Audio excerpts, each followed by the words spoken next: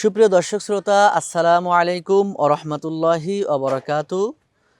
মহান রব্বুল আলামিন পবিত্র কোরআনে মুমিনের গুণাবলী সম্পর্কে একটি আয়াতে কারিমার ভেতরে বলছেন, অল্লাযীনা হুম আনিল লাগওয়ি মুরিদুন। অবশ্যই তোমরা যারা মুমিন তারা জবানের হেফাজত করবে। পবিত্র মাহে রমজান মাস যেহেতু চলছে, আমরা অনেকে রোজা রাখি, কিন্তু আমাদের জবানের হেফাজতটা আমরা ঠিক মতো করি না। রোজা কিন্তু প্রত্যেকটি অঙ্গ এবং প্রত্যঙ্গের রোজা রয়েছে।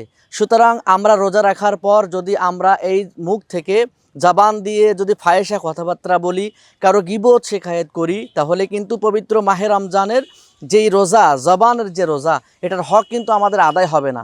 সুতরাং আমাদের উচিত হচ্ছে আমরা অবশ্যই রোজা রেখে আমাদের জবানকে হেফাজত করব। জবান থেকে কারো গীবত শেখায়েত করব না, ফায়েসা কথাবার্তা বলবো না। রোজা রাখার মাধ্যমে আমরা যেন এই জবানকে হেফাজত করার প্র্যাকটিস নিতে পারি।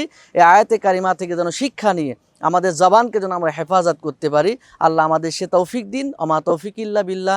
আসসালামু আলাইকুম ওয়া রাহমাতুল্লাহ।